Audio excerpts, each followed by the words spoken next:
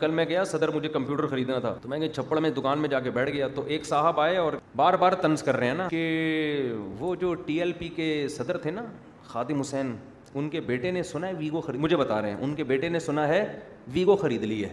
مجھے کہہ رہے ہیں طنز کس پہ ہو رہا ہے میرے. میں سمجھ گیا کہ یہ ٹی ایل پی کے حوالے سے ہمیں سمجھا رہے ہیں کہ تم نے بھی لے لی ہے. اچھا یہ گاڑی میری ہے بھی نہیں معذرت کے ساتھ, یہ بینک کی گاڑی ہے, ہمیں تو رینٹ پہ ملی ہوئی ہے نا. کہنے لگے کہ ایک صاحب نے نیچے کمنٹس کیے کہ خادم حسین رضوی صاحب کے بیٹے کا نام کیا ہے جو بھی سعد رضوی صاحب. کہتے ہیں میں نے دیکھا کہ نیچے کسی نے کمنٹس کیے ہیں مولانا سعد رضوی صاحب آپ ویگو میں گھومیں ہم اچار روٹی پہ گزارا کر لیں گے. یعنی طنز کیا نا کہ یار تم مولوی لوگ ویگو میں گھوم رہے ہو. اور کہنے لگے کہ وہ ان کے سعد رضوی صاحب نے پیچھے گارڈ بھی رکھے ہوئے ویگو میں اور بڑی ٹھاٹ باٹ اور بڑے عشق رسول میں بڑے ٹھاٹ باٹ. تو اصل میں سعد رضوی صاحب کا لیبل لگا کے سمجھا کس کو رہے تھے اور اپنی غربت بیچارے بتا رہے تھے کہ ہم اچار روٹی پہ گزارا کر لیں گے. مفتی صاحب آپ کس پہ گھومیں گارڈوں کے ساتھ. میں نے ان کو جواب نہیں دیا لیکن میں نے کہا میں جواب ریکارڈ ضرور کرواؤں گا کیونکہ یہ اعتراضات بہت سارے لوگوں کو علماء پہ ہوتے رہتے ہیں.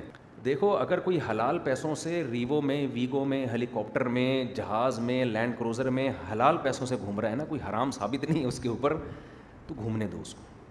ہمارے نبی آخری نبی تھے تو اللہ نے آپ کو ایسا بنایا کہ کل کوئی غیر مسلم آپ پر انگلی نہ اٹھا سکے. لیکن یہ کوئی صرف اتنی بات حق کا معیار نہیں ہے. سلیمان علیہ الصلاۃ والسلام وہ بھی تو اللہ کے پیغمبر تھے, کیسی ٹھاٹھ والی زندگی تھی ان کی. اور صرف ٹھاٹ باٹ نہیں تھے, وہ اللہ کی نعمت کا اظہار بھی کرتے تھے. ملکہ سبا کے بارے میں ہدہد نے بتایا کہ ملکہ سبا کا بہت بڑا تخت ہے اور ملکہ سبا نے جب بڑے بڑے مہنگے گفٹ بھیجے نا سلیمان علیہ السلام کے پاس, سلیمان علیہ السلام نے ان گفٹوں کو جو اربوں خربوں روپے کے تھے ایسا جملہ کہا کہ میری نظر میں ان گفٹوں کی ویلیو 2 ٹکے کی نہیں ہے. ما آتانی اللہ خیر مما آتاکم, ذرا چکر لگا کبھی ہمارے کنٹری, میرے محل میں جو سونے اور چاندی اور جو ہیرے جواہرات ہیں نا اور میرا تخت ہے, پتہ چلے گا جو اللہ نے مجھے دیا ہے وہ تیرے ان وسائل سے کروڑا گنا بہتر ہے. بل انتم بہدیتکم تفرحون, اور تو اپنے گفٹ پہ جو اترا رہی ہے نا, یہ جو چل رہا ہے کہ میں نے اتنے اور آپ کا یہ بھرم میں لینے کی کوشش کی ملکہ سبا نے, بھرم میں لینے کی کوشش کی نا, جب میں اتنے مہنگے مہنگے گفٹ بھیجوں گی سلیمان علیہ السلام کہیں گے بھائی یہ تو بڑی پاورفل ریاست ہے, بھائی ان کی معاشی لحاظ سے بڑے مضبوط ہیں یہ لوگ, بڑی ارب پتی عورت ہے یہ. سلیمان علیہ السلام نے وہ گفٹ سارے واپس کیے, چل ایسے کر کے نا. تو اب آپ بتاؤ بظاہر تو یہ شو بازی لگ رہی ہے نا, لیکن یہ اللہ کے لیے شو بازی تھی. تو وہ مجھے نا ٹی ایل پی کا حوالہ دے کے کہہ رہے تھے کہ دیکھو ویگو, لیکن میں اصولی بات کرنا چاہتا ہوں, کبھی بھی کسی کے بارے میں نیگیٹو تبصرہ فوراً نہ کر دیا کرو, یہ بدگمانی ہے.